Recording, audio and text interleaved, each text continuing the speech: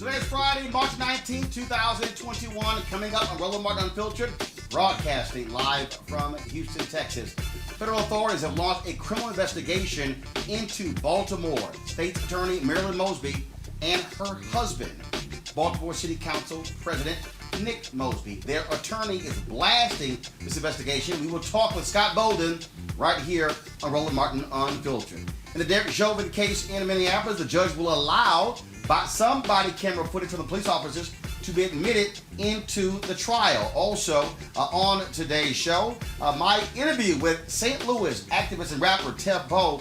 We talk about his issue that with some people who are in the movement, are folks truly standing up for black people, and what did he have to say about individuals who came to Ferguson, then left and never returned, but built their careers on activism and has never given back. Trust me, y'all do not want to miss our discussion. Plus, the CEO of the NAACP is demanding a meeting with with the NFL over their new TV contract with Fox. All of that next. Roland Martin Unfiltered. It's time to bring the funk. Let's go. He's got it. Whatever the biz, he's on it. Whatever it is, he's got the scoop, the fact, the find. And when it breaks, he's right on time and it's rolling. Best believe he's knowing. Putting it down from sports to news to politics. With entertainment just for kicks, he's rolling.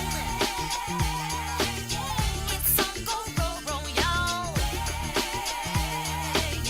It's Roland Martin, yeah. Rolling with Roland now. He's funk, he's fresh, he's real, the best, you know he's Roland Martin now.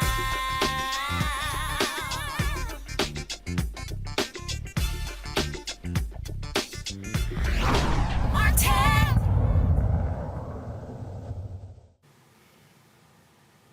Federal authorities have launched an investigation into the finances of Baltimore State's Attorney Marilyn Mosby and her husband Nick Mosby, president of the Baltimore City Council.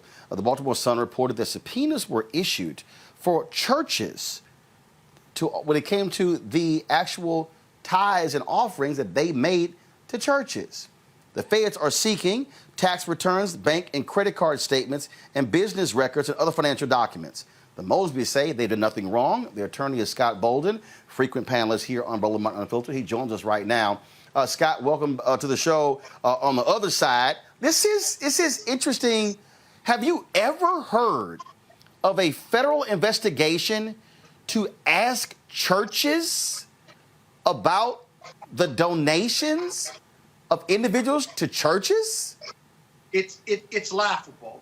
And in 35 years of practice in law, as a former prosecutor from New York City, who I've defended as well as prosecuted individuals in criminal tax cases, at least at the state level, it's unheard of, if you will.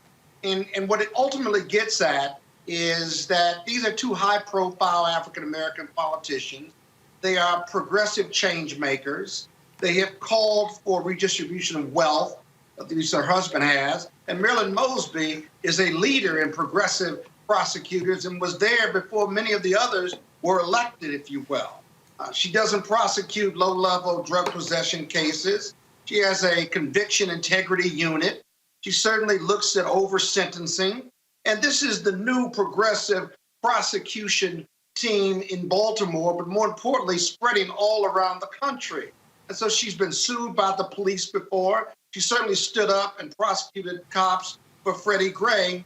And now she has to face these race-based challenges, but really more importantly, these inappropriate use of federal resources, like impaneling a criminal grand jury for two public officials who, quite frankly, don't make enough money to have a criminal investigation about them, let alone impanel a grand jury, where if you have some issues about their deductions, it goes to city audit, it goes to a civil audit, or the IRS can ask you questions about it. And if they find that they can't match up the donations, whether it's from their campaign finance committees, whether it's from their donations to churches, or whether it's in their personal lifestyles, the IRS will ask, they will audit, and then they either make you pay money, or sometimes you wind up paying them that they owed money. None of this went through any civil review process. And now they have a federal investigation, criminal tax investigation, if you will, for people who make roughly $200,000 a year, who are public servants and get paid on tax dollars. And it is essentially their only income. They have started some other companies, but these companies are startups. They have not created a slush fund. The companies aren't generating any revenue. And so now they appear to be, if you believe the press report, appear to be going through donations, which were 501c3 write-offs or deductions, and matching them up to see whether a $20 donation or a $100 donation was actually made. Are you kidding me? Are you kidding me? And by the way, this investigation, we believe, was started under the Trump administration. We hope to end it under the Biden administration. The federal agents, according to the Baltimore Sun, they did meet with Nick Mosby last week. And according to this story, where you have, churches saying that they have reached out to them in terms of, I've just never heard again of feds having churches turn over information about donations being made to them. Well, if you believe that information is reliable, if you do electronic tithing, there's certainly a record of that. But Roland, you and I both know if we go to church and they're passing the hat and they pass it again for some special purpose or a number of special purposes, right? If I write a check, you've got a record of that. Otherwise, if I give $20 or $100, I'm not sure I have a record of that. I'm not sure the church has a record of that. But it shows the minutia and the debt that the government investigators and the police unions and all those who are motivated to cause them embarrassment or try to cause them embarrassment will go. They leaked this to the press.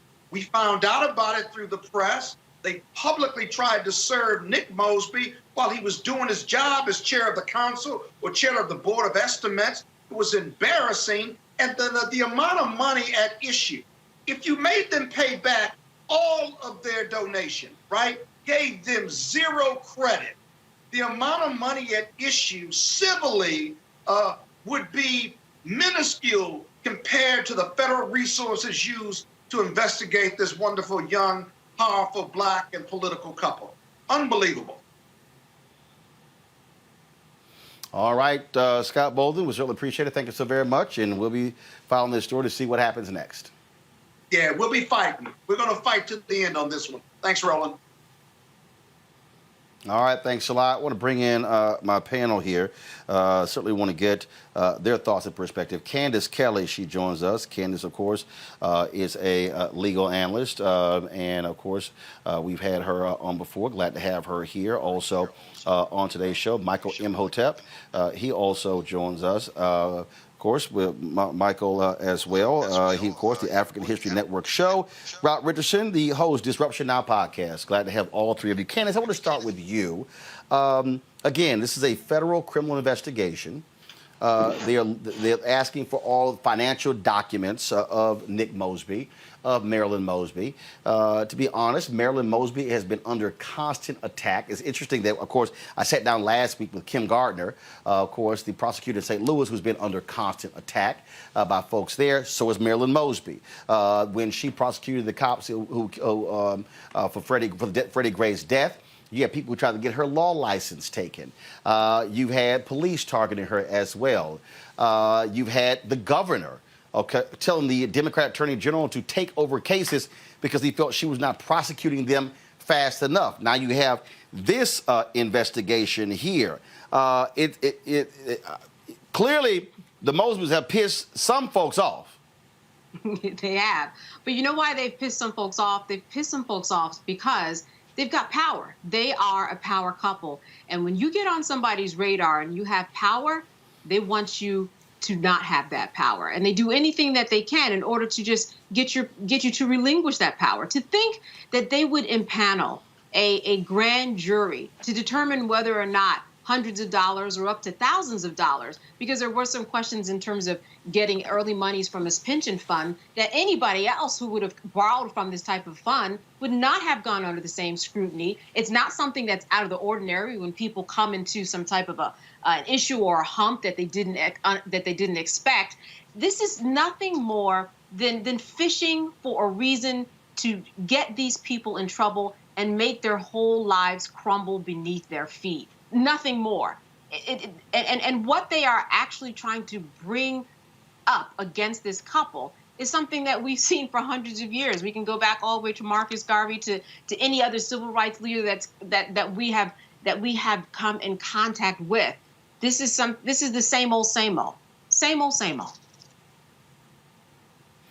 Rob, you have the former mayor of Baltimore, Catherine Pugh, sitting in federal prison right now for accepting hundreds of thousands of dollars for books that were supposed to be published, were never received, doing business with, of course, an agency with the state that she actually sat on the review board as well.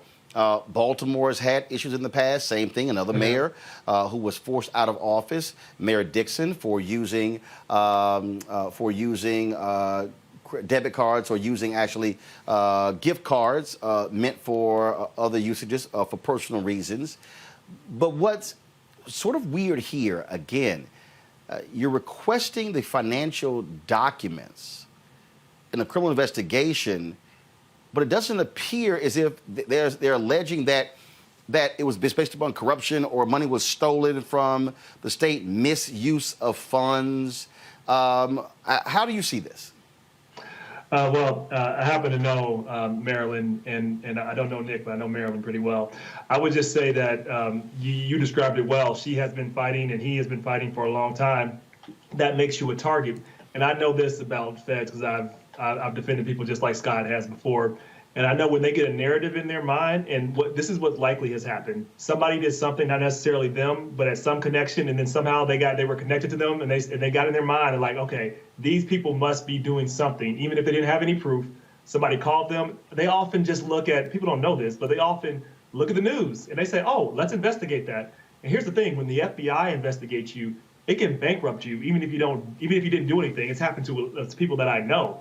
Like, they weren't guilty of anything. They were just involved in a campaign where somebody did something, but because they work for this person, they get involved in this and they have to spend hundreds of thousands of dollars when they don't make millions of dollars. Like $100,000 is a lot of money, and the FBI has endless resources, so they can really just take this out and just take this thing all the way out and make the Mosby spend hundreds and hundreds and hundreds of thousands of dollars, even if they find nothing there. And even if there's nothing there, they will look to find something there because they have a narrative. I believe they have a narrative in their mind that they did something and they're going to find something. And this is clearly what they're doing. I think it's a waste of resources and money when you think about all the things that are going on in this country, that we have our FBI going after church donations. I mean, just think about that for a minute. But what do you make of this, Michael? You know, this is the first time I've heard looking at church donations. Usually they'll look at lavish spending beyond your means, different things like this. But this is the first time I've heard going after church donations. And, you know, under the Trump administration, because I heard Attorney Bolden say this investigation started under the Trump administration. I remember Attorney General William Barr being at odds with progressive prosecutors. And if I remember correctly, Marilyn Mosby was one of those progressive prosecutors. Is that correct, Roland? And in fact, she also made it clear that if the federal agents who were sicked on Portland made it clear if they brought that to Baltimore, she was going to use her power to prosecute those federal officers. That also ticked the Trump people off. Right. Sure. And then also, I think I remember it was Marilyn Mosby who wiped out a lot of convictions on marijuana convictions, things like this. So there have been a number of different progressive things that she and other African American prosecutors have done that were, and not just African American prosecutors, but specific African American prosecutors have done that were at odds with the Trump Department of Justice. So, something like this could be payback. So hopefully this turns out well for them. This is just crazy. Go after church donations. This is just crazy, and hopefully it ends here with the Biden administration. This doesn't make sense. Yesterday, folks, let's go to our next story. Yesterday, I'm sorry, go ahead. No, go ahead. Okay, all right. We'll go to our second story, folks. Yesterday, the NFL announced massive TV contracts they signed with networks such as CBS, ABC, NBC, and Fox, including Amazon Prime Video. But it is the contract they signed with Fox that has stirred the ire of the NAACP. Derek Johnson, CEO of the NAACP, has blasted the NFL, saying they should not be funding the kind of contracts that will result in the kind of news that Fox News covers. Here's a statement that Derek released. I want to read from this statement. For several decades, the Fox Corporation, and more specifically Fox News, has represented the worst traditions of American broadcasting. The media outlet has used its news division to sow bigotry and racism, create dissension, spread misinformation, and promote conspiracy theories that ultimately led to an insurrection against the U.S. Capitol. It is safe to say the views and opinions of Fox News are often squarely positioned against the progression of our democracy and not in the general public's best interest. But here's something that many do not know. Fox actively exploits its Fox Sports licensing deal with the NFL by extracting increasingly high cable subscriber fees to subsidize Fox News programming. This is the same network that has used its hosts and personalities to regularly attack the NFL and its players for promoting racial justice. However, this is just one aspect of its inaccurate, incendiary coverage of racial injustice. Network personalities routinely attack Black Lives Matter and downplay the existence of systemic racism and police brutality. A league where nearly 70% of the players are black and prides itself as America's favorite sports pastime should not be complicit in helping to increase the profits of Fox News. The NFL should immediately rethink its relationship with Fox. Given all that Fox has done to harm its players and the franchise, it's disturbing that this renewal is even on the table. Fox has further fomented racism, undermined the public health response to the pandemic, and attacked the election's legitimacy at a volatile time. The NAACP is requesting a formal meeting with the NFL leadership to discuss the unscrupulous tactics employed by Fox to underwrite hate speech and the un-American attacks on those that stand for racial equity and justice. The NAACP is ready to work in tandem with the NFL and hold Fox accountable. Rob, I'll start with you. You have a division of Fox, which is Fox Broadcasting. You've got Fox Sports. You've got Fox News. Then, of course, Rupert Murdoch also owns the Wall Street Journal, the New York Post, and other outlets as well. Do you think that the NAACP is conflating things? Do you think that that they really don't have a case? Do you think that the argument that they're making is a just one in criticizing the NFL for signing a multi-billion-dollar rights deal with Fox Corporation? Yeah, they certainly have a just cause. Now, whether they can do anything about it legally, I mean, that's another question, but they definitely have a just cause. And this should be a signal for progressives, those who believe in democracy. We have to start attacking this propaganda. It is not news. They have basically a television show with just made up characters.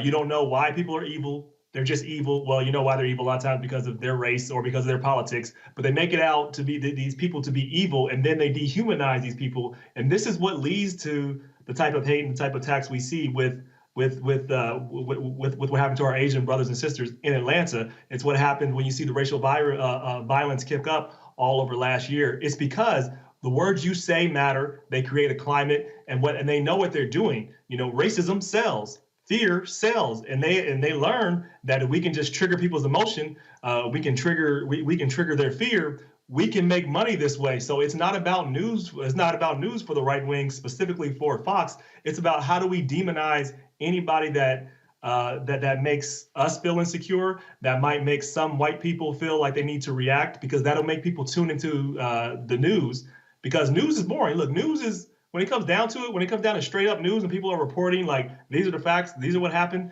Rupert Murdoch discovered, like, that's not the way we want to make money. We can make money if we make everybody feel like they're being grieved all the time, like their country's being taken from them simply because a black man gets elected. Something's being taken away from you. No, it's not. It's America. It's being more inclusive. Nothing's being taken away. It's being more inclusive. But that's seen to some, and Fox News has been perpetuating this, that things are being taken away from me, and that has caused division. I think the NAACP is absolutely right. Not only are they right, we need more people to join them, and this needs to be taken more seriously, because this propaganda is really affecting our democracy. It's really destroying it, because that's how America goes down. It goes down by Americans. Americans implode, and we fight each other, and we just believe the other side is evil simply because they're black or they have different politics. This is what the right wing is doing, and they don't have any journalistic standards. They don't care. It's all about how do we just provoke emotion? How do we make controversy? And that's it. That's not news. Michael?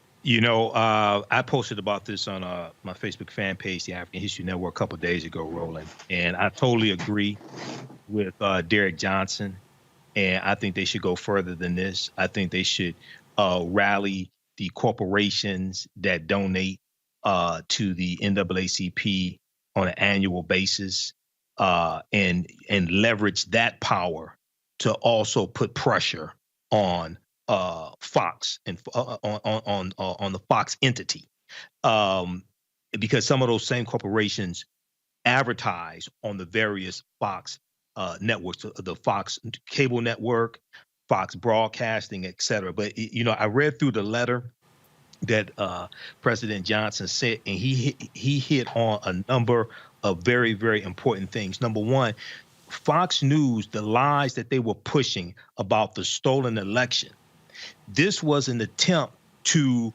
overturn the election results and overturn African-American people's votes, nullify our votes. But then the NFL re-signs a deal with Fox Sports, and 70% of the league is African-American. So it's like our bodies are generating money that's being used against us. Our bodies are working for an entity that's being used against African Americans as a whole. We look at Tucker Carlson in the segment you just did a couple of days ago, where Tucker Carlson is going after Kristen Clark, okay, whose nomination to the Department of Justice she's running into problems, okay, with white male Republicans or Republicans that want to act like they're white, like Rafael Ted Cruz, okay? We're dealing with these types of culture wars that Fox is fueling. And at the same time, you look at the people like Sean Hannity, who and others on Fox News that were fueling lies about coronavirus and giving a platform to the traitor-in-chief, Benedict Donald, to go on Fox News and lie about coronavirus, which also puts lives of African Americans in jeopardy. So I'm totally for this, and we have to leverage our economics to enforce our politics, man. And as far as I'm concerned, we need to do everything we can to take Fox News out. As far as I'm concerned, we need to look at what Color Change did and how they got Bill O'Reilly off the air. They put pressure on 80 advertisers. Color Change and other organizations put pressure on 80 advertisers. Fraud economic support from Bill O'Reilly's show where it wasn't profitable anymore, and Fox News canceled their show. We need to do the same thing with that entire Fox cable network. Candace. On the one hand, you've got Fox denigrating African-American players for taking a knee, taking away their First Amendment rights. And on the other hand, you have basically they're being exploited because they're giving money back to Fox. The same people who are just burning the moral fabric of America. And like Michael said, it's also a health concern in terms of what they are spreading in terms of the coronavirus and what should and should not be done. The FCC should get involved here because you know what? When you have a station, you have a license, and that license has to follow FCC guidelines. And those FCC guidelines, if they are broken in any way, shape, or form, you don't get renewed. In addition, we need to look at the contract that they've made. What's the basis for this contract? And are there some racist implications in it? So there are a lot of different ways to attack it, but I'm loving what Michael said in terms of put some pressure on them otherwise. You know, there's power in the people when people take the streets and say, we don't want to see this happen. So this is just the beginning. We're going to see more. But I would expect that the FCC would also have some place in this. And if Derek Johnson has his wits about him, which I know he does, I'm sure that he'll be going that route. All right, folks, we come back. We're going to talk about the Derek Chauvin case, the former cop who killed George Floyd last year, and what a judge's decision today means. That is next on Roland Martin Unfiltered. Back in a moment. If people begin to believe that their democracy is fraudulent, if they conclude that voting is a charade, the system is rigged, then God knows what could happen. They rigged an election. They rigged it like they've never rigged an election before. Actually, we do know what could happen. It's happening right now. The U.S. Capitol overrun, under siege. Pro-Trump extremists storming inside, flooding the halls, breaching the floor of the House of Representatives and the Senate. Millions of Americans sincerely believe the last election was fake. It was a landslide election, and everyone knows it. We will not go quietly into the night. When thousands of your countrymen storm the Capitol building, if you don't bother to pause and learn a single thing from it, then you're a fool. I know your pain. I know you're hurt. We had an election that was stolen from us. We got to this sad, chaotic day for a reason. It is not your fault. It is their fault.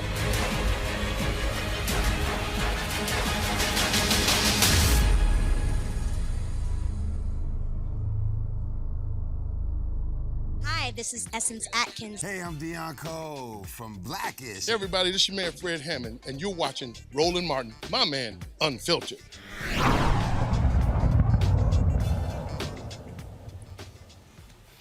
In the trial of Derek Chauvin, the former Minneapolis cop who is on trial for killing George Floyd, the judge in the case said he is going to allow some body camera footage into evidence in the trial. Of course, Judge Peter Cahill said the body camera footage took place in 2019. It was a year before Chauvin kneeled on Floyd's neck for 8 minutes and 46 seconds. This particular body cam said, Judge Cahill said this, quote, is some relevance to Floyd's arrest on May 6, 2019 because it shows an example of Floyd's physical symptoms and bodily reaction to being confronted by police in a similar situation as its deadly arrest on May 25, 2020. 13 jurors have been seated, 5 men and 8 women, and they're almost near conclusion of jury selection. Candace, you're the lawyer on this panel. What does that mean, this judge's decision? Listen, defense attorney Eric Nelson has been trying to get this evidence in since last year. The judge finally acquiesced, but only to a point. This means that Eric Nelson, defense attorney, will be able to use this recording to show that there was some MO on George Floyd's part in order to conceal drugs. And that's exactly what the defense wants. They want there to be this evidence that there were drugs concealed so that they can use those drugs as a basis to say that that was a contributing factor to his death. So at the end of the day, after months and months of wrangling, the defense got what it wants. It is going to be able to show the parts of the video that goes from the police approaching the car just until he's put in handcuffs. Nothing when he goes to the police precinct or the hospital. All of that comes after, nothing. But within those first couple of minutes, not even a couple of minutes, you do see that there are pills on the seat. That's allowed. You see that he was trying to conceal drugs. That's allowed. And so here we have basically what's a win for Eric Nelson. And, you know, that's what happens when you have a good attorney. For those of you who have been watching, I'm sure that you can agree that Eric Nelson is a good attorney. So the prosecution has to do all they can to fight otherwise and say, hey, look, on one hand, we have this tape that says these are the same. This is an MO. But on the other hand, all right, so we have the same MO, but why is George Floyd dead? And that's going to be the prosecution's test to prove that that's going to be the major difference. And that's where those two recordings part ways. Rob, obviously, supporters of Chauvin, they have been trying to cast aspersion against George Floyd. You've had Tucker Carlson, you've had Candace Owens, you had all the people in conservative media. Oh, George Floyd died of a drug overdose. It wasn't Chauvin, as if we didn't actually see. It's been in his knee on his neck for 9 neck. minutes. Jesus Christ. Yes, I mean, the goal of this is to make people reject what they saw and figure out an exit ramp to say, oh, well, it's because he used drugs, or oh, he was violent, or whatever. I mean, so it's allowing people to have that. It's not reasonable doubt. I don't think what happened a year ago was relevant, but as was stated earlier, it matters. Your attorney matters a lot, and unfortunately, who tells the better story, not often how the facts are presented, is how these things end up playing out. And so all the defense is going to do is just figure out a way to say, oh, look, you just need to focus on this. The fact is, he was doing drugs. That probably contributed to it. And I guess we should just ignore the fact that he sat on his knee for 9 minutes as he begged for his life. To me, I don't understand how a year prior, what that has to do with anything. That doesn't give you any justification to put your knee on somebody's neck for 9 minutes and suck the life out of them. That has to be told over and over and over again from the prosecution's point of view, because what the defense is going to do is try to get you down a rabbit hole to distract on one thing. You've talked about it on this show. You know, when a guest tries to get you off on a rabbit hole when you're on a point, that is what the defense is going to try to do with this case. They're going to try to say, see, look at that. He's a drug addict. See, look at that. He was doing that. Look at that. We thought this was going to happen. Look at that. This had to happen in order to restrain this guy. They're going to come up with any reason they can to justify, or at least just put a little bit of doubt on only one juror's mind, because all you need is a hung juror. You got to have all your jurors agree, all 12 agree to a charge, and the goal of the defense too is at least to get one juror. But I mean, frankly, just to create, they would love to get a non-conviction. But if you just get one juror to say no, that's enough, and then it's hard to come back. You might be able to do it one other time, but you won't do it three, and the defense knows that. Bottom line is here, Michael, folks, just simply get prepared for it. Look, the job of the defense attorney is to get their clients off. They're going to try to say everything they can about George Floyd to this jury. This kind of goes back to our conversation last Friday, because I am cautiously optimistic about this case. I've studied a number of these cases. I'm cautiously optimistic, with the emphasis on cautious. And we remember Philando Castile, that was in Minnesota as well. And when you read about that case and you read the testimony from Officer Yanez said that he smelled marijuana in the car. And he said he thought to himself, what type of people would use marijuana in the car with a little child in the back seat? And he used that to try. This was his testimony in court, and he used that. It worked. And it worked. Well, also they had a lot of pro-police people on the jury as well. But so I've been studying white supremacy for a long time, and so this is why I'm just like really cautious about this case. I hope justice prevails. But the main thing, and Rob is correct on this, that the main thing that we have to focus on, and the jury should focus on, and the prosecution, I'm sure they will keep the jury's attention on this. There was about 3, maybe 4 minutes where George Floyd is unconscious. He's not moving at all. And Chauvin still kept his knee on his neck. Well, what threat did he pose? He's not moving. He was begging, talking to his mother, and asking for his mother. I'm talking about after that. There's a period of time after that he stops moving. He's not talking. He's unconscious, and he still kept his knee on his neck. Why? You so afraid? You're so afraid of a black man's body that's not moving that you just got to make sure that he's dead? Why? So that's what they have to really keep the focus on. Yeah, Roland, I would say this was one other point with Minnesota. When the one case that did get convicted happened to be a person of color. And the prosecution over and over again said, what scared him so much about a pink shirt?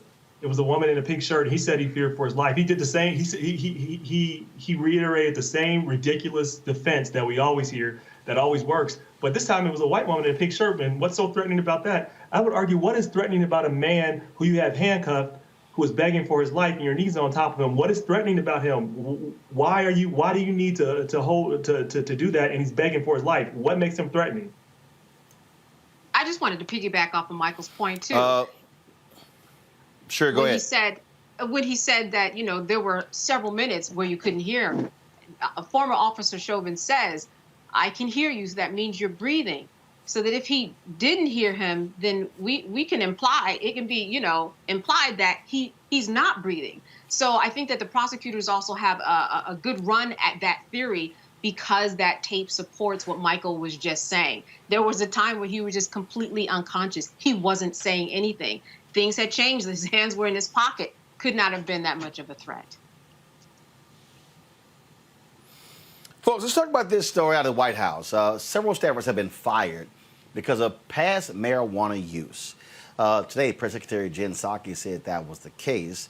I'm just trying to understand here, Candace, really?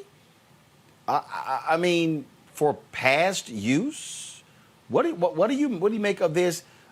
Shouldn't this? How can you be pursuing policy, and how can you be telling DAs not to prosecute low-level drug offenses, but you're firing people who used marijuana in the past? Right. That doesn't make any sense. There's some hidden agenda here. Why would you, as you said, as the laws are increasingly changing? I'm in New Jersey where the law just changed, where marijuana is legal. So why would you even follow up on this when it's something that most of the country will probably soon be following in its footsteps within the next few years? Why is this of any concern? And if you use this as a precedent, how many people are going to disappear from federal agencies? There's going to be a lot. There are going to be a lot of empty seats. This is terrible precedent that doesn't make sense. And we think about all the laws that are on the books now that just go otherwise. Laws that, that even on a federal level, they're thinking about changing. It doesn't make any sense. Rob? I mean, it's one thing to hold yourself to a higher standard. It's another thing to hold yourself to a stupid standard. Like, this is something like where everybody has to be perfect. This is a democratic obsession, right? Where we have to worry about what the opponent's going to say. So we can't let them attack us there. We can't let them attack us there. So we need to do this. We need to do this. And what they still don't seem to grasp is that they're going to make up a reason to attack you anyway. This is what Fox News does. They're going to find a reason to get people motivated. They're going to find a reason to get people angry. No matter what you do, they see you as the enemy. I don't agree. That's not how we should view each other. But right now, from the right point of view, from right-wing media and from right-wing politicians, they view anybody that is not with them as fundamentally their enemy, and they will do anything to make sure that your power is limited to oppose you. So stop trying to please these people. It's not going to work. Do what's right, hire good staff, but don't have these unreasonable standards where you're going to just eliminate good people for just what? For smoking weed? This is what we're doing now? I mean, I don't understand it. I just don't. Michael, your thoughts on this? Well, I heard this reporting earlier today, and I'm looking at an article here from NBC News reporting about this well now. They said, Jen Psaki said that they had relaxed some of the previous restrictions or what have you when it came to staffers and previous marijuana users because they wanted them to be able to tell the truth but not be penalized maybe if they smoked one time when they were in college or what have you.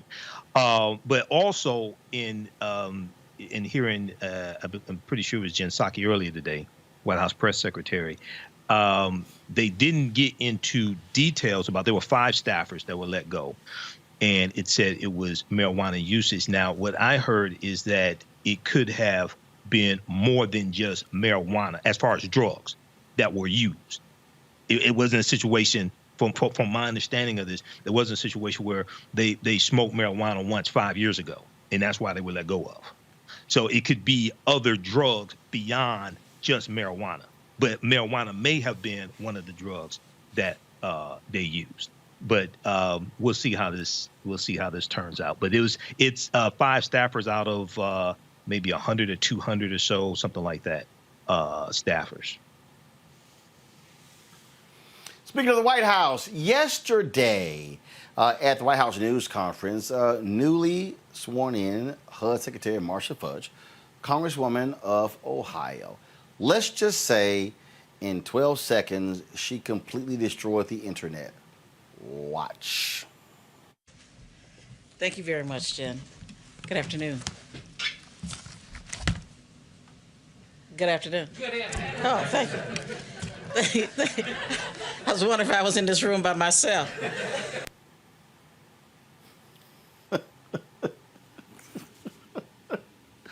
Okay, run that again. Run it again. Thank you very much, Jen. Good afternoon. Good afternoon. Good afternoon. Oh, thank you. I was wondering if I was in this room by myself. I have seen some of the most hilarious tweets. Folks said she went full black auntie. Others said that's how Miss Bernadette is when she's giving the church announcements. Candace, that was, when I say I hollered when I saw that, that was sort of like when you walk into your grandmama's house and she's like, I know his ass gonna speak to everybody. I know you're gonna speak. That was hilarious. Yeah, and it was classic. But it also spoke to this bigger notion of, listen, I'm a black woman in this room. I am not invisible. Do you see me? Which is often the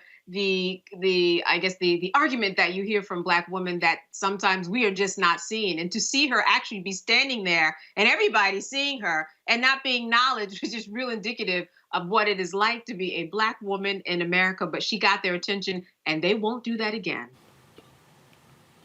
Yeah, Rob, that was like, you there from Ohio. And look, I've talked to Congresswoman Fudge a whole lot over the years.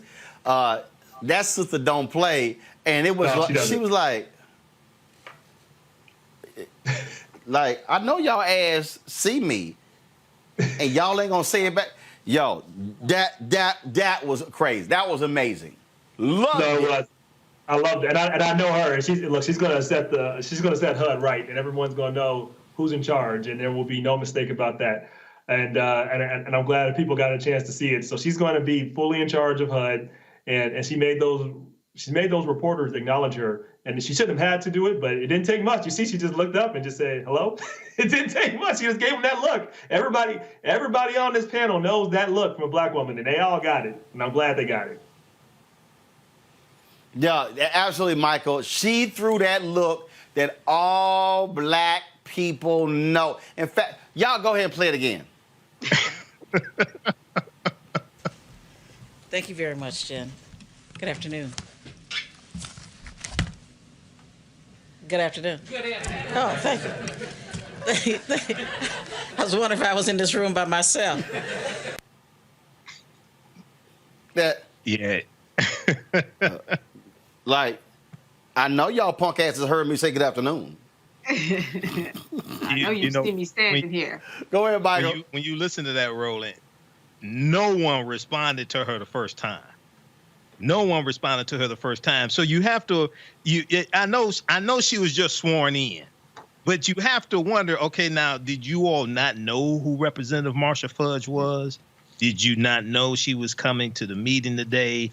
They just stood there. I mean, they just sat there and didn't say anything. So, this is a black girl magic moment, and she's making it known. No, you're going to respond when I speak, and this is important. But this also hits on oftentimes African American women being looked at as being invisible. And it's, we just saw it right in front of us, either being looked at as invisible or being looked at as the help or something like that, or African Americans. Well, I think I'll be honest. Michael, I've seen a lot of press briefings, and they come out there, and in media folk don't say anything, but that don't matter. Again, that was just straight up black. Mm-hmm. I know y'all asses heard me say this. Call response. Call response. Right. I also taking them to church. That reminds me of my mother. My mother used to be a school teacher for decades. So that, I've seen that before. She came in there with such a force. She probably caught a lot of people off guard. I mean, literally the way she just came in and her beautiful color and the way she was dressed. I'm sure they were like, who is this? And they were probably caught up in the moment, but she got them right out of that moment. Mm-hmm. Yeah, she quite did. So I'm just saying, to the White House press corps, y'all might want to rethink just sort of how y'all respond to black folk who walk into the room. I'm just saying, the next time she walk in, hell, they probably gonna speak first. Hey, Secretary Fudge. Right. Yeah, and they will not repeat the mistake. No, so they said they will not repeat the mistake. They're gonna do that once. they're gonna be very nice. Absolutely was. Trust me, that was one of the funniest clips that have come out of a White House press briefing in a very long time, and that was truly a black woman's response talking to them, and I had to send her a text saying, "Good afternoon." Had to do it. Y'all support Roland Martin Unfiltered. Please do so by joining our Bring the Funk fan club. Every dollar you give to go to support this show. Our goal is to get 20,000 of our fans to give us a minimum of $50 each over the course of a year to help fund what we do, and we certainly appreciate all of you who have done so. You can do so by going to Cash App, $RM Unfiltered, PayPal.me/R Martin Unfiltered, Venmo.com/RM Unfiltered, and of course, Zelle is Roland@RolandSMartin.com or Roland@RolandMartinUnfiltered.com. The mailing address is New Vision Media, Inc., 1625 K Street, Northwest, Suite 400, Washington, D.C., 2006. Michael, Candace, Rob, I certainly appreciate the three of you being with us today for the first hour, folks. In the second hour of our show, we're going to hear from Tef Poe, rapper, activist from St. Louis. Y'all want to buckle up. If y'all thought Marcia Fudge was giving us all of that black auntie in that clip, Tef Poe is bringing all of that black uncle in my interview with him. Yeah, he got some things to say about people who built their protest careers off of Ferguson. He got some stuff to say about how black folks need to help one another, and he got some stuff to say about white leadership there in St. Louis. Y'all don't want to miss this interview. That is next on Roland Martin Unfiltered. We'll be back in a moment. Your work keeps the community safe. But what keeps you safe at work?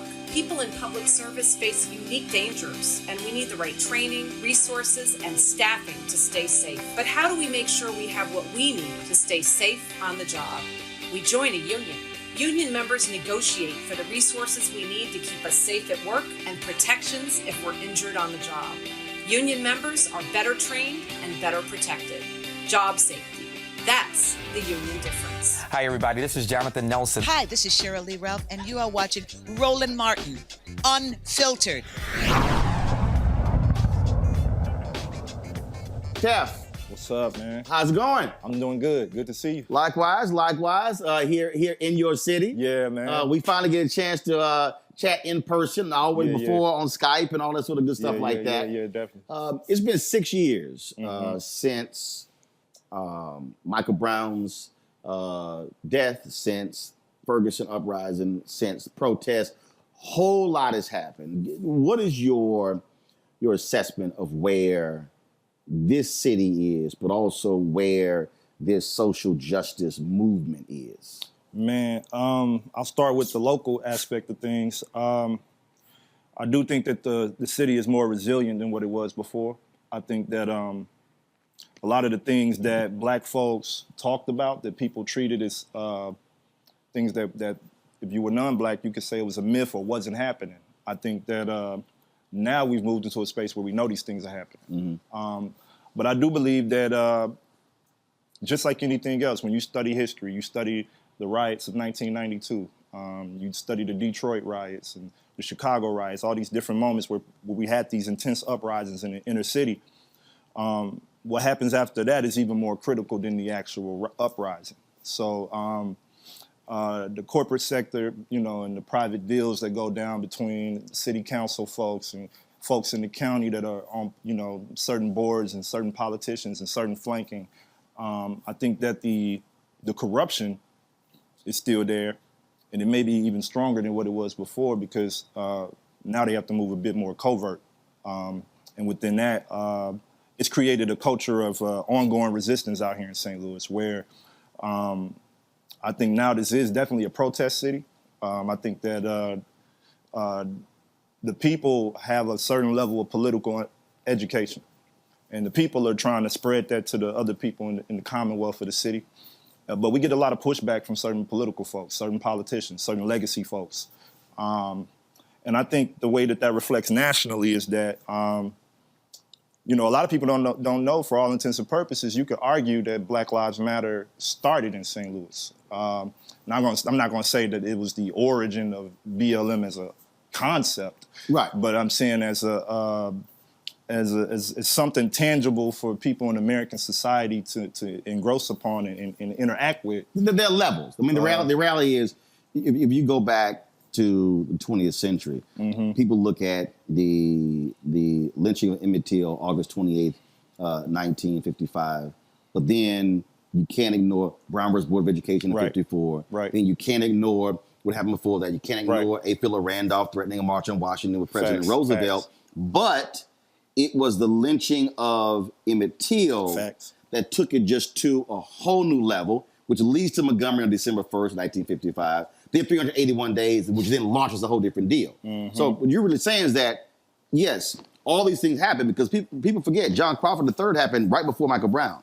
Eric Garner before that, all these other different cases, but that took it to a completely whole different level. It had to. I mean, you had black folks in the streets actually fighting the police.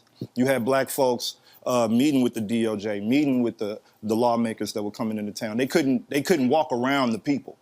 And we even had the first actual convening was here at St. John's. So I think these are factoids that sometimes history overlooks.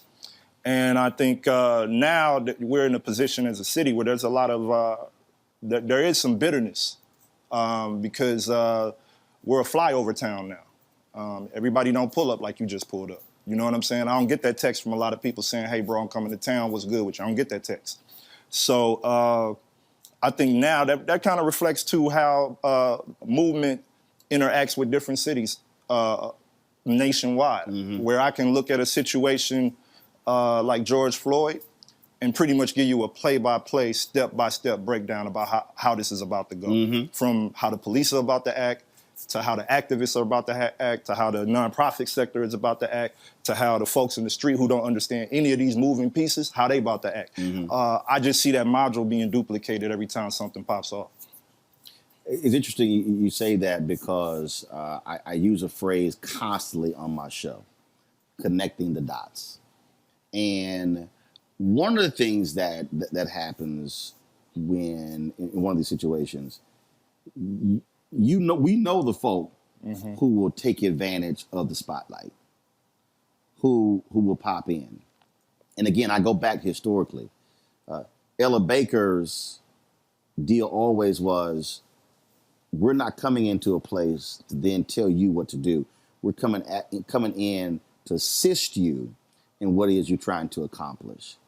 And that, to me, was one of the things that we always kept talking about coming out of Ferguson. Okay, what are y'all trying to do who are there?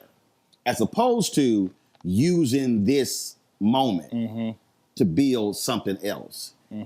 Has that happened? Do you believe that a lot of the folks who made their names off of Ferguson, who all of a sudden are now on television and books and podcasts and traveling around the world, are not coming back? You watch battle? I know you don't watch battle rap, but my brother is a pretty famous battle rapper. He has this. We can curse on here, right? He got this. Yeah, my show. I own it. He got this. I own this shit. What you? To that, I would say, smack. Who are these niggas? We don't. Who are they? You know what I'm saying? I know some of them. You know, but I think now we believe that we were trying to spearhead a genuine revolution for black folks. And when I say that, I'm not saying like we have these delusional dreams of taking over the government and nothing like that.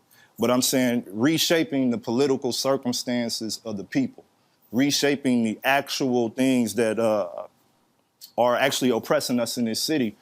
When smoke really hit the fan, we had to do that ourselves. We were left here to rely on our own self-determination. We were left here to weed out a lot of the dissent between each other. We were left here to just pick up the pieces and move on. I remember driving down West Florissant for months after, the dust had kind of settled after the non-indictment. And, the remnants of folks trying to go back to regular life was starting to pop up. And I just used to drive down there and shake my head because I was like, yo, this street looked like this could be anywhere in the world. This could be Baghdad. We talking about months after the fact. And I think that, I know that, in St. Louis, this type of corruption goes all the way back to the Veiled Prophet Society, to the riots of East St. Louis, when they deputized 300 random white folks to go across the water in East St. Louis and barricade black folks in their house, set their houses on fire, and if anybody came out the house, they shot them in the head. That lineage of people is the same people who run the city. I drive around and see their names on the building still. You know what I mean? A lot of black people don't do the knowledge. They don't do the history. So they don't even know that we're living in a stronghold of white supremacy. That's what makes St. Louis different than a lot of places. They booed Martin Luther King when he came here. Malcolm X didn't really get his feet wet here. Medgar Evers was right down the street in Memphis. They blew his head off. So, and Tupac came here in the hip hop era and they booed him. They jumped him, actually. So, like, this city has always just been a rough place for outsiders to engage with. But I think within that, it just makes our fight that much more vicious. So, like, if you get involved with something from somebody from here, they not playing. You know what I mean? Like, if you interact with me on a level where I'm gonna go outside and represent something with you, and I'm gonna be on the line with you, I ain't playing, because I could be doing something else that's not gonna be risking my life. What is interesting to me is when events happen, and when we're covering these events, and you're right, you're seeing what's going on. What I always go back to is, okay, and again, the point I just made, all right, Michael Brown's death 6 years ago. In the 6 years, all the folks who came through here, are they completely gone? Are folks, anyone coming back? Is folks checking to say, okay, what is being built? How can we help? Because the issue that I have is when there's the immediate move on to, okay, what's the next hot thing? What's the next hashtag? As opposed to, no, you still got to actually build something. You don't just say, hey, let's do this, and then don't check back in a year what was built, what was created, what was left. Okay, who gets elected? What's going on? To me, those are the things that people should be thinking about, as opposed to, let's just go for the next hot thing, if you will. Well, the thing here is we do have some folks who came in who did move honorable. But for the most part, if we being real, and I'm one of the few people who are going to be real about it, because I'm not bought and owned by nobody, so I can actually speak. Nothing I got going on is going to be slowed up by my opinion. So the truth is, we had to do what we had to do for us. The whole situation is a situation where you got to do what you got to do for you. Yes, there are some connectors and some people who move with some honor and some dignity, and they did what they were supposed to do, and they don't got no smut on their name, and they know who they are. They know what their relationships are. They know where they land when the confetti falls. But there's a lot of people who know what's up on the other side too. So I look at it like, I was thinking about this the other day. This is a town where our grandparents came up from Mississippi. Great-grandparents came up from Mississippi. Some folks, they migrated. They said, we got to get up off these plantations. We got to go. Sharecropping down here ain't working. You know what I mean? My mama even was a part of, my mom and my aunts even were working fields well into their childhood. And my mother's light-skinned, so she sat back and watched her sisters work the fields sometimes. So I understand this dilemma that where people say slavery at a cutoff point. man, we're not even a generation removed from folks who was out there laboring for white folks. Mm-hmm. So when you dealing with this place, you dealing with folks who, when you come here dealing with black people, it's important to understand we haven't gotten over slavery. Y'all can get over slavery. You live in cities that got skyscrapers and pretty people and folks there can go to the dentist and they got jobs possibly that's better than what we got here. We ain't got nothing here. East St. Louis got a 1% employment rate. So these are folks who migrated off them plantations, like I was saying, man. And St. Louis represented a place for black folks to go, somewhere where we could go, and you just knew it was gonna be some other black people there. It wasn't perfect, but you just knew, hey, if we could get there, we gonna find some folks and be okay. So what we have now in this new era is the fact that we live in a globalist society. And if I'm a young so-called millennial activist, why would I live in a place that actually has a harsh winter for the sake of proving some type of mythological political line that's still theoretical? You know what I'm saying? Why would I do that? Why would I live at a place where I can't live the life that is being matriculated through Instagram right now, living here? You know what I'm saying? To live here and do this work, you're making the decision, a principled decision, to align with a certain set of values. You're making a principled decision to involve yourself in a straight up generational back and forth discourse. And that's not and I see that in all over the country in different smaller cities, you know what I'm saying, where the hype flies over these towns and it doesn't land there. And it takes people who are willing to sacrifice to stay there. Wesley Bell sat right there as well, and what he said was, when he was teaching, he said he still sees it. He said this whole generation of people like, yo, I'm trying to graduate and leave. Yeah. And he said, we have to create a situation where the next generation isn't leaving. He said, because if they leave, he said, you got a brain drain. He said, your best and brightest are leaving. They're going to other places, building up those places. And they're just unwilling to stay. Yeah. And that was, and as he was talking about that, as somebody who is from, again, Harrisdale right across the street, as somebody who grew up in Houston, where you have an HBCU, Texas Southern University, Prairie View is 50 miles down the road. The reality is folks matriculate to those places would come back home. What he was saying is, they're like, no, I got to leave, which makes what you're describing even harder, because in essence, your potential troops are going somewhere else. And then you stack the reality of it. You know what I'm saying? The reality of the situation for me is, I went off to Harvard for 4 years, but every time I came home, my lady had to pick me up with the pistol in the car. Period. Don't come get me if my strap ain't in the car. I don't give a damn about all that Ivy League stuff, because these niggas out here don't give a damn about it. And the political class hasn't set up the situation enough to make them give a damn about it. It's just, and that's what I see going on right now, even in this mayoral race. And I see it in every major political race in St. Louis. People are doing their best, like fake-ass Barack Obama change without landing it. Like when I listen to a lot of stuff that people are saying, I want to know the method in which you seek to accomplish your goals. I don't give a damn about the rhetoric. And it puts a person like me who's always pushing back against the symbolic rhetoric. I'm always pushing back against the political theater. It puts me in a very awkward position sometimes, and it puts the people that mob with me in an awkward position sometimes, because we can't wait for you to tell us what's going on. If you're running for mayor, I need to know who's going to be in office with you pulling strings. Who's coming along for the ride? Right. Give me the actual agenda. I don't need the stylistic talking points. It is interesting that you say that. So I was sitting here, and I sent this to some friends of mine to get their perspective. And they were like, yo, is Tef okay? And I said, well, I'll be talking to him tomorrow. So I already know what y'all talking about. I'll let y'all know. And I was cracking. And I wanted to see I wanted to gauge their reaction. Yeah. I purposely wanted to gauge their reaction to see.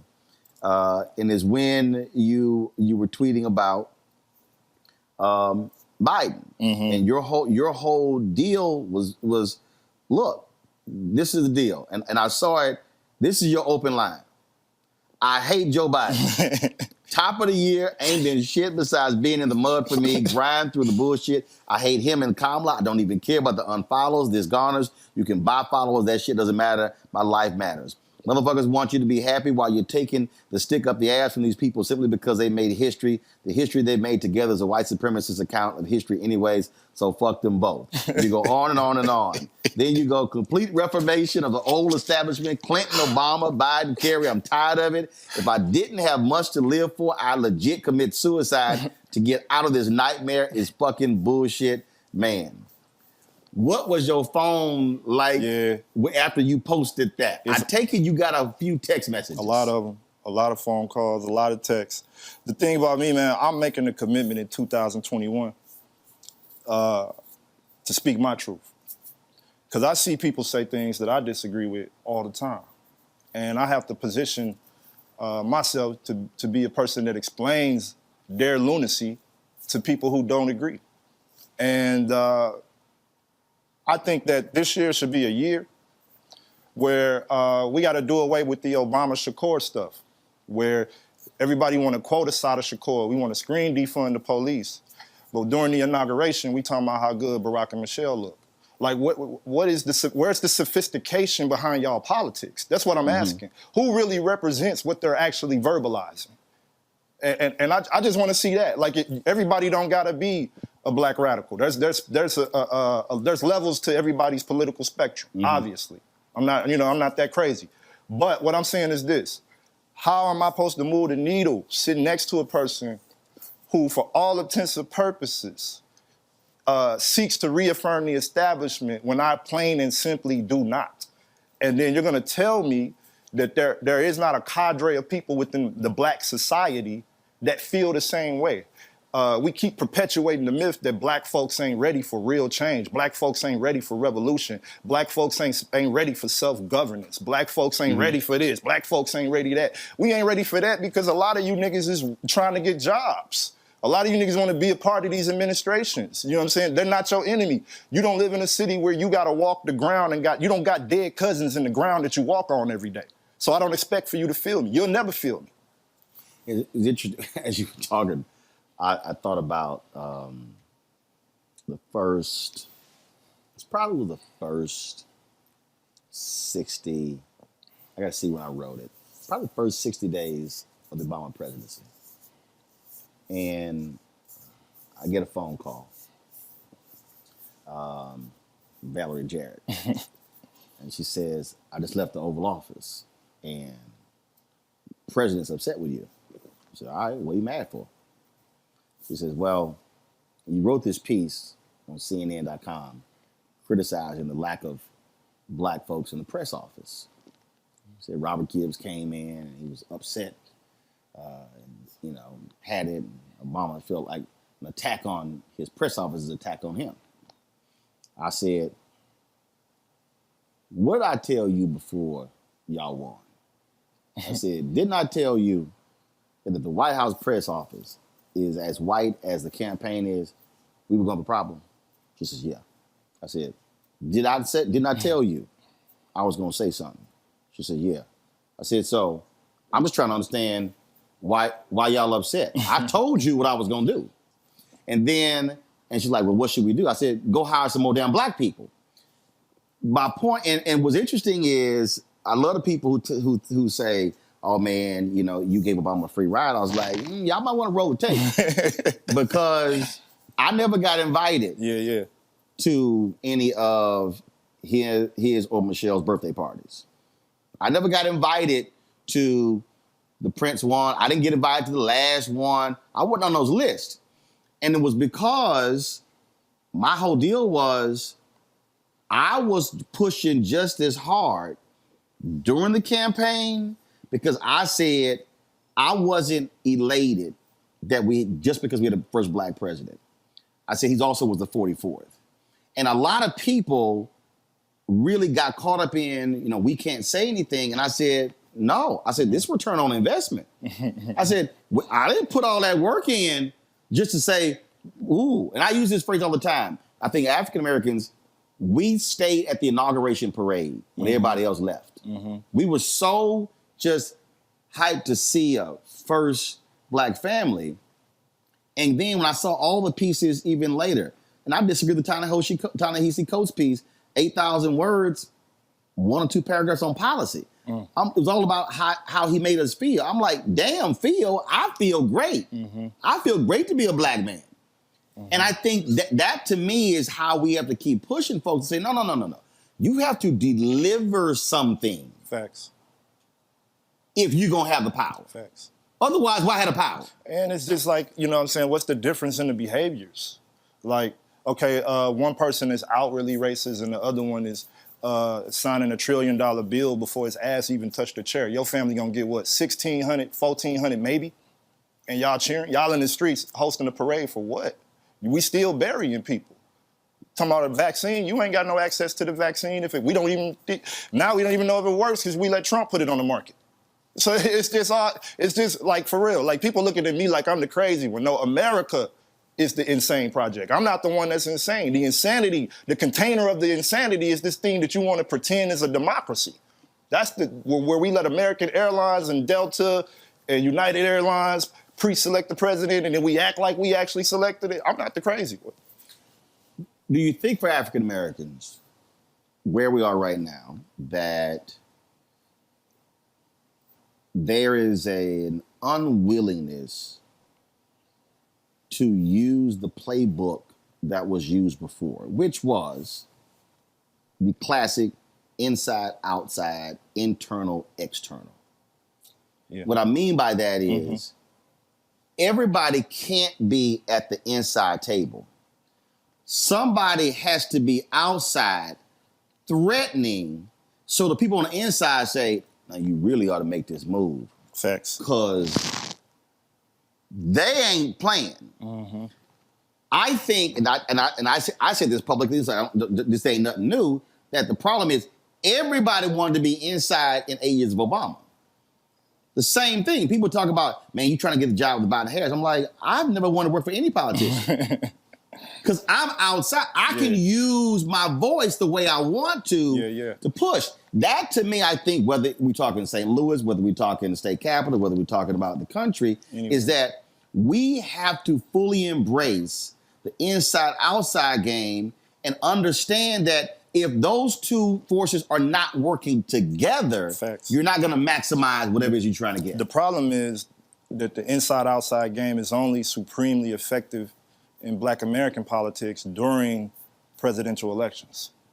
That's when the outside niggas and the inside niggas is all talking. We all in the same chat groups. We all exchanging the same strategies, the same wherewithal. Even me and you, we might come from a slight difference of politics, but we talk outside of elections. Right. You feel what I'm saying? No. I'm gonna correct you. We don't talk outside of elections.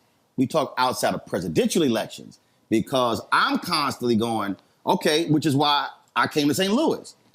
I was in Georgia, and I was like, all right, Ossoff won, Warnock won. I went, all right, what's happened in 2021? All right, St. Louis mayoral race. All right, I need to get there. There's a gubernatorial race in Virginia. 2 black folks are running for governor. You got a brother who's running for lieutenant governor. Boom, we're going to be there. Okay, what other races are going on? I'm constantly trying to get our people to understand that power is not all about D.C. It's state capitals. It's county. It's city. And if we're not putting that lens on it to get our folks to understand that you can make Maynard Jackson type moves here in St. Louis that has nothing to do with Biden Harris. Facts. But if you don't focus on it, then we get screwed up. And that's where a lot of my tensions come from, right? It ain't the fact that I understand that we got a democracy. It exists. People got to vote. Somebody gonna be in the seat regardless. I get all that. What I'm saying is, the electoral folks on the national POTUS level walk away from the table, from the streets, when they get what they want. You use us to change the narrative. You use us to get you in the barbershops when your candidate need the votes. You use us to get in the church. You use us to throw these corny vote or die parties. You use us, you use us, you use us, you use us. The day after the election, you get what you want, the deals are brokered, and we're not included. This has been happening since the 1960s. And when you look back at history, like when Martin Luther King got killed, them white folks in the Oval Office had to get on the phone with some black people because this country was finna turn, and it was finna turn up over on its stomach. And they had to get on the phone with some folks. And, you know, it made something as simple as the president having to call James Brown. He had to get on the phone. James, where you at? I know you're just singing and dancing, but your people clowning, man. Get to the White House. James Brown man, I don't want to go to no damn White House. But he went. You know what I'm saying? And so this is I think that, you know, I just want to put us back in the position where we are clearly serious, no matter where we engage at. If we're going to engage over here for reparations, let's do it serious. If we're going to engage over here to put this candidate in office and we're going to all lot ourselves and say this is the last dance, then let's do it seriously then. So it actually is the last dance, and we actually do get some things up out of the deal. I had was interesting with this conversation, the battle that I have with a whole bunch of people is, and I keep saying this, and what I keep arguing is, and I spent 6 years at CNN. Mm-hmm. I've worked in mainstream newspaper, and that's fine. I mean, I don't begrudge anybody who's at ESPN, Stephen A. making $8 million, solid.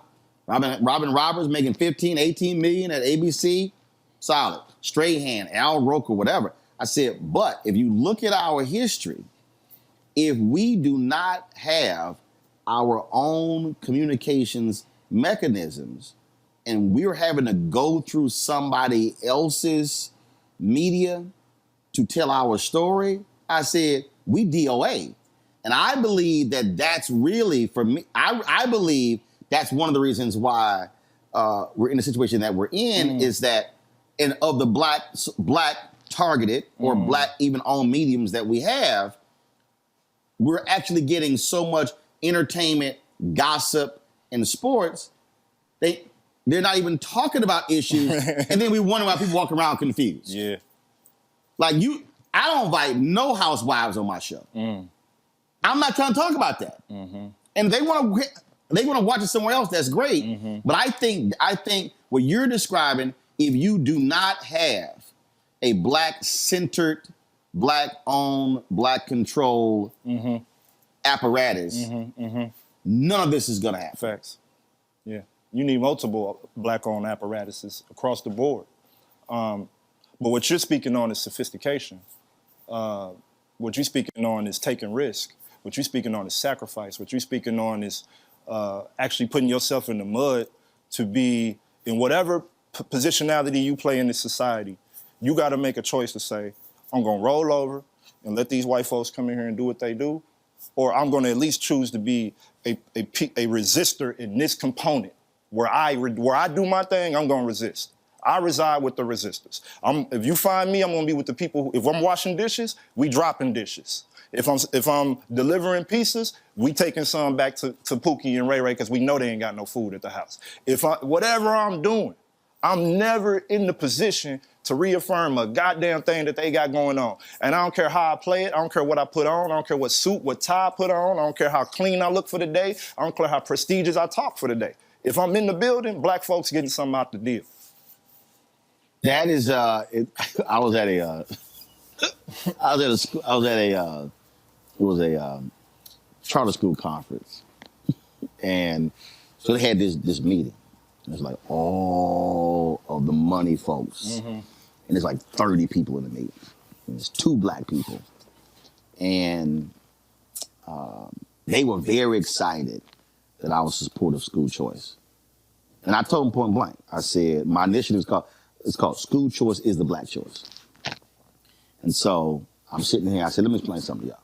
I said, this is why I support school choice. I want black people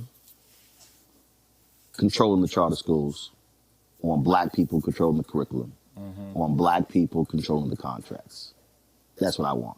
I want us controlling the education of our children. So we sit in a meeting, and I'm talking, and so it was one Latino guy in the meeting. He was in California, sitting on the end. He goes, I keep hearing all this black stuff, but, I'm about diversity, what about Latinos? I said, say, man. I said, you are more than welcome to launch School Choice is the Latino choice. Roland's here for black people. I said, I'm going to tell everybody in this room, y'all can't do anything in this movement without black people. Y'all can't get a meeting with the Black Caucus.